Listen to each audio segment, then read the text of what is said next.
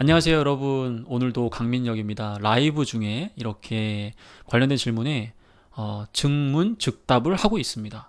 그 중에서도 특히 여러분들에게 도움이 되는 질문을 선정을 해서 이렇게 말씀을 드리고 있는데, 때에 따라서는 여러분들이 오히려 저에게 더 좋은 인사이트를 주는 것 같아요. 항상 머리가 굳고 있는데 이러한 새로운 질문 등을 통해서 저의 어떠한 사고력을 더 발전시켜 나가는 데 도움을 주고 계시기 때문에 항상 이러한 부분에서 저 역시도 감사한 마음을 갖고 있고, 제가 유튜브를 촬영하는 이유가 결국 이러한 부분 때문이라고 저 역시도 생각을 합니다. 서론이 좀 길었는데, 오늘 이제 여러분들하고 이야기할 질문은 세대 차이로 인해서 갈등이 발생할 경우에 어떻게 해결할 것인가와 관련된 질문이 되겠습니다. 일단은 공공기관 같은 경우에는 특히나 인력 구성 자체가 최근 3년 동안 급격하게 신입사원을 많이 채용했기 때문에 기존에 있는 분들과 신규 세력이라고 할 수 있는 신입사원 간에 이런 갭이 굉장히 많이 발생하고 있거든요. 과거에는 인원수 자체가 굉장히 적게 입사를 했기 때문에 자연스럽게 그 인력들이 그 조직의 어떠한 부분에 융화가 됐거든요. 근데 지금은 거의 세력 대 세력으로 느껴질 정도로 최근에 많은 인력들을 채용하고 있기 때문에 공공기관 입장에서는 사실 이러한 부분들이 굉장히 중요한 이슈에 해당이 돼요. 그래서 자기소개서 항목에서도 이와 관련된 질문들을 굉장히 많이 주고 있고요. 물론 공공기관 외에도 사기업에서도 임원들과 신입사원들 간에 어떤 격차가 있기 때문에 실제로 LG 그룹사 중에서는 특히 LG화학 같은 경우에 제가 알기로 그 임원들이 신입사원의 어떤 강의를 들어요. 반대로. 임원들이 신입사원에게 강의를 하는 게 아니라 오히려 신입사원들이 임원들에게 최근 우리 세대가 어떤 특징을 갖고 있고 약간 그런 측면에서 서로 소통할 수 있는 그런 강의를 하거든요. 그만큼 세대 차이를 극복하는 것은 조직의 어떤 인적 경쟁력을 강화하는데 굉장히 중요한 이슈이기 때문에 항상 면접관들이 이런 부분들을 관심을 갖고 또 직접 면접에서 우리 지원자들에게 이런 질문을 줌으로써 한번 자기도 한번 지혜를 얻어보고 싶다, 그런 관점으로 이런 질문을 줄 때가 있거든요. 그래서 이런 질문에 답변을 잘하게 된다면 굉장히 가산점을 얻을 수 있는 그런 상황에 좀 갈 수 있다라는 거 또 고려해 주시는 것도 좋을 것 같아요. 자, 그러면 세대 차이로 인한 갈등을 해결할 수 있는 방법이 뭐냐라는 것은, 일단 저는 이러한 상황을 순수하게 받아들이는 것이 중요하다고 생각을 합니다.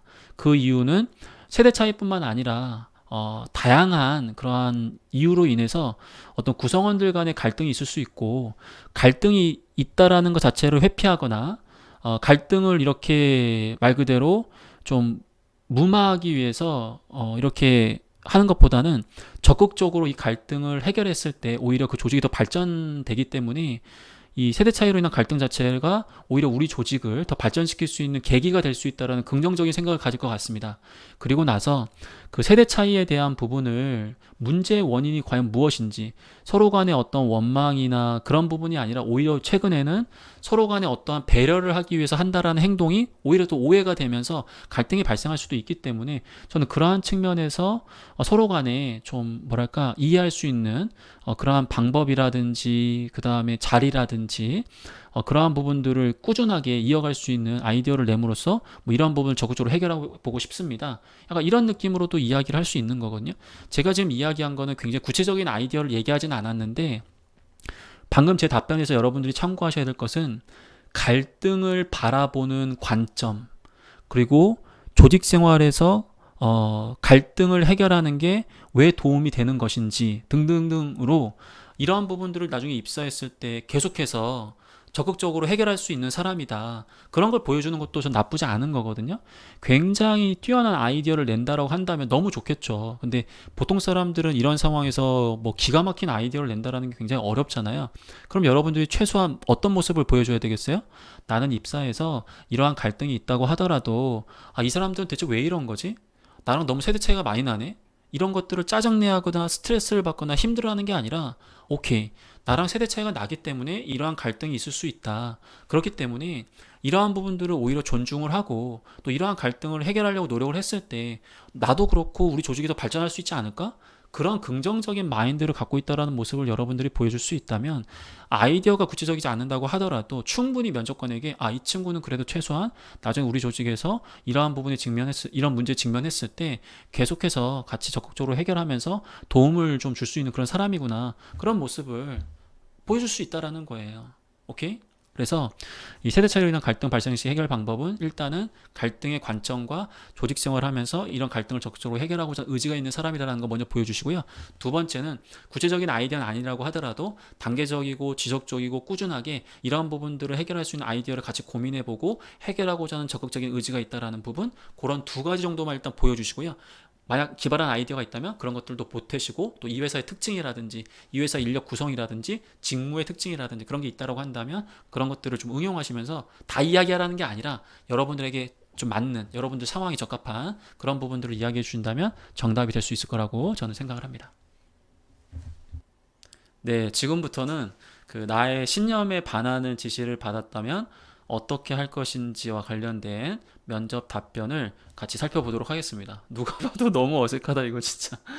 하지만 어쩔 수 없어요. 나의 신념에 반하는 지시를 받게 된다면 일단은 어떻게 얘기해야 되겠어요, 여러분들? 아까처럼 이런 상황에서 바로 기계적으로 어떠한, 나는 상대방을 존중하고 다양성을 인정하고 그 다음에 어떠한 상황을 고려하겠습니다, 이렇게 얘기한다는 거 제가 봤을 때 현실적으로 좀 어려워요. 그렇죠? 그렇기 때문에 나의 신념에 반하는 지시를 받는다면 충분히 갈등이 있을 수도 있고 아니면 당황스러울 수 있다라는 것을 담을 수 있는 답변을 먼저 하시는 것도 전 나쁜 답변이 아니라고 생각을 합니다. 저의 신념에 반하는 지시를 누군가가 저에게 지시한다면 분명히 이제 그런 부분에 의해서 당황스럽거나 아니면 굉장히 내적 갈등이 있을 거라고 생각을 합니다. 만약에 저의 신념에 반하되 이러한 지시사항이 조직에 도움이 된다라고 한다면 저는 그러한 신념을 내려놓더라도 조직의 어떠한 원칙과 그리고 조직이 장기적으로 위해가 갈 수 있는 그런 상황이 아닌 상황에서 뭐 이런 부분들을 제가 적극적으로 받아들이면서 하는 것도 저는 굉장히 중요하다 생각을 한다. 다만 나의 신념에 반할 뿐만 아니라 또한 이러한 부분들이 향후 중장기적으로 조직의 어떤 부정적인 영향으로 귀결될 수 있는 그러한 상황이라면 어떻게든 저에게 지시를 주신 분의 어떤 설득이라든지 다른 방법을 통해서 문제를 해결할 수 있도록 노력을 한번 해보겠다, 이런 관점으로도 얼마든지 얘기할 수 있는 부분이라고 생각을 합니다.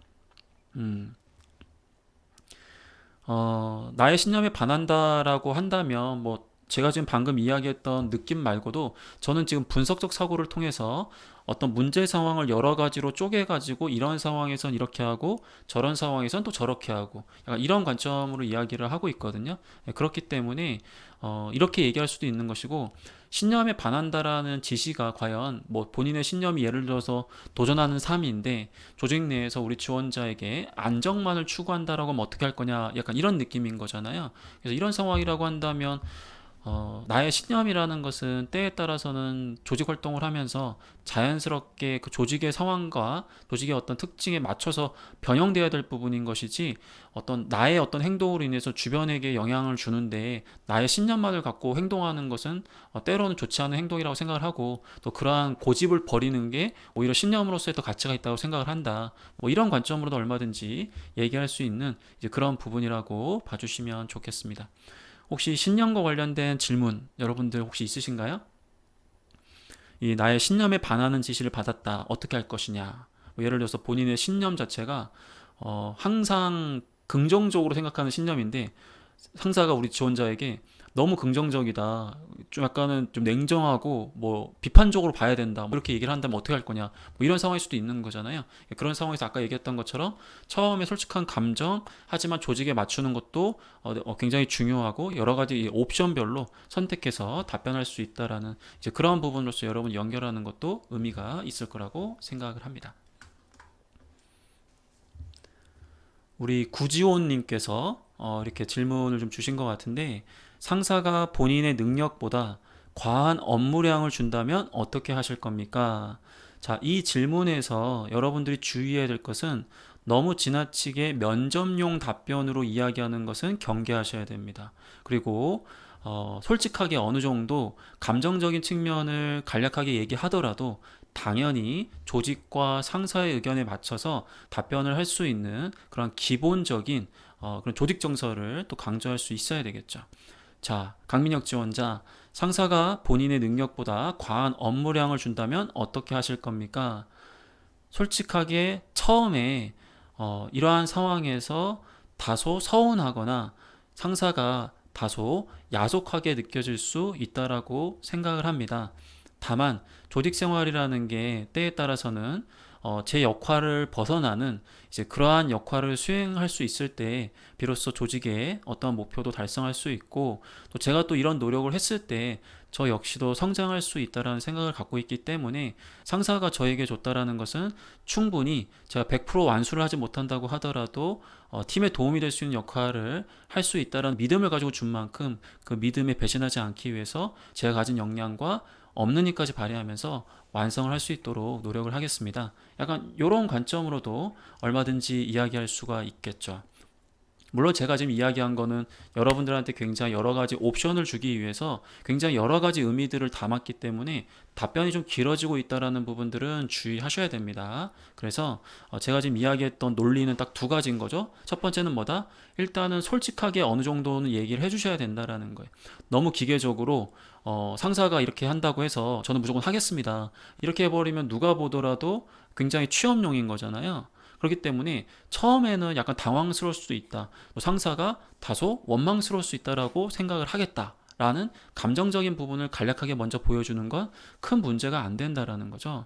그리고 나서 하지만 이런 상황이 분명히 우리 조직의 어떤 상황과 연결된 부분이고 그만한 이유가 있기 때문에 또 이런 부분들을 하면서 팀에 도움이 될 뿐만 아니라 나의 어떤 역량을 같이 개발하는 그러한 부분들을 강조할 수 있다면 역시나 여러분들이 좋은 모습을 보여줄 수 있을 거라고 생각을 합니다. 네, 이번 시간에는 여러분들과 함께 미래 상황 질문에 해당되는 어려운 질문에 대해서 어떻게 답변을 하는 게 좋은지 말씀을 한번 드려보도록 하겠습니다. 일단 이렇게 미래 상황 질문이 나오면 누구나 답변하기가 어려워요. 예를 들어서 입사 후에 이런 상황이 발생하면 어떻게 할 거냐. 특히 이런 상황과 관련된 부분에서도 상사라든지 어떠한 팀원들과 관련된 질문이 나오면 여러분들 입장에서는 사실은 접근하기가 어려울 수밖에 없거든요. 왜냐하면 그러한 상황에 많이 처해보지 못했기 때문에 말 그대로 이러한 상황에서 답변을 하기가 어려운 겁니다. 자, 그렇다면 일단 이런 질문이 주어지게 되면 성급하게 답변하는 것보다 일단 시간을 버는 것도 나쁜 방법은 아니에요. 시간을 벌 수 있는 방법은 첫 번째는 직설적으로 면접관님, 이와 같은 상황이 조직 생활에서 굉장히 중요한 그러한 문제 해결 과정이라고 생각을 하기 때문에 잠깐 생각해서 말씀을 드리겠습니다, 뭐 이렇게 얘기할 수도 있는 것이고, 아니면 생각이 안 나면 면접관이 잠깐 긴장을 해서 잠깐 생각해서 말씀드려도 되겠습니까, 이렇게 얘기할 수도 있는 거고요. 아니면 일만 하는 워커홀릭 상사와 놀기 좋아하는 부하 직원의 중간 역할을 할 수 있는 것이 무엇인가라고 물어보면, 네, 그러면 일만 하는 워커홀릭 상사와 놀기 좋아하는 부하 직원의 중간 역할로 제가 할 수 있는 것에 대해서 말씀을 드리겠습니다, 이렇게 복면복창을 하면서 시간을 좀 버텨줘야 돼요. 그리고 나서 말을 하면서 여러분들이 말 그대로 접근을 해줘야 되겠죠.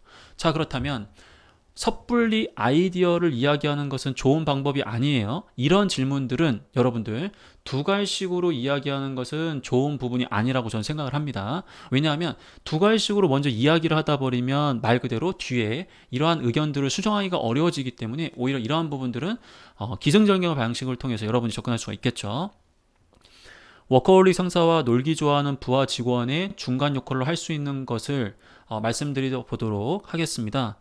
이 상황에서 가장 중요한 문제는 워커홀릭 상사의 경우에는 자기만 일을 한다라는 그러한 좀 불만이 있을 수 있고, 또 놀기 좋아하는 부하 직원 입장에서는 워커홀릭 상사로 인해서 일을 굉장히 많이 해야 될 것 같은 그런 부담감을 느끼는 부담감이 있을 거라고 저는 생각을 합니다. 그렇기 때문에 이 상황에서 문제를 해결하기 위해서 가장 중요한 것은 각자가 그러한 불만 사항들이 정확하게 무엇인지를 좀 파악하고 그러한 부분들을 조율할 수 있는 안을 제시함으로써 워커홀릭 상사는 더욱더 자기 일을 잘해가면서 팀에 도움이 될 수 있고, 또 놀기 좋아하는 부하 직원이라고 하더라도 분명히 우리 팀에 도움이 될 수 있는 역할이 무엇인지를 찾아내서 더욱 동기부여하면서 자기 역할을 잘할 수 있겠다고 말 그대로 제가 이렇게 잘 조율만 할 수 있다면 충분히 시너지가 날 거라고 생각을 합니다.